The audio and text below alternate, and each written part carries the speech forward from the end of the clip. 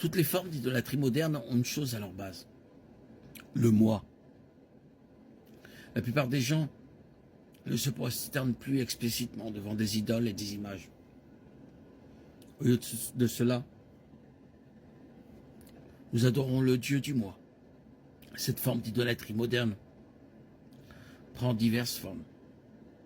D'abord, nous adorons l'autel du matérialisme qui alimente notre besoin de construire notre ego en acquérant toujours plus de choses.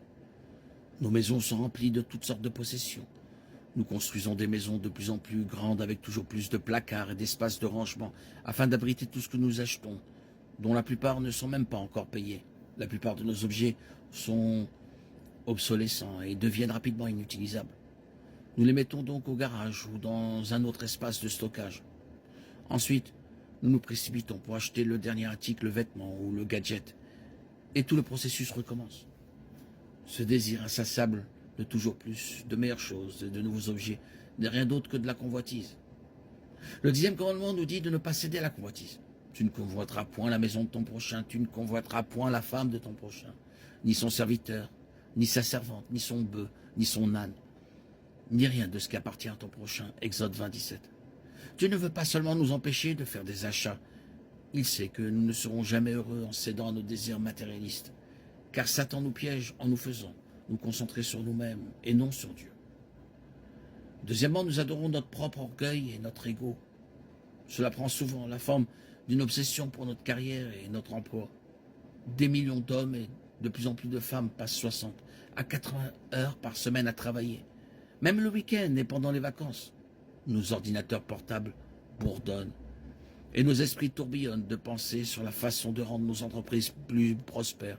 Comment obtenir cette promotion, comment obtenir la prochaine augmentation, comment conclure le prochain contrat. Pendant ce temps, nos enfants ont faim d'attention et d'amour. Nous nous trompons en pensant que nous faisons cela pour eux, pour leur offrir une vie meilleure.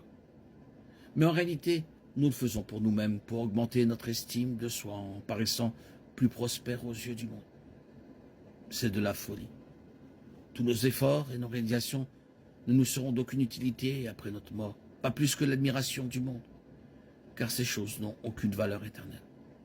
Comme l'a dit le roi Salomon, car un homme peut faire son travail avec sagesse, connaissance et habileté, et ensuite, il doit laisser tout ce qu'il possède à quelqu'un qui n'a pas travaillé.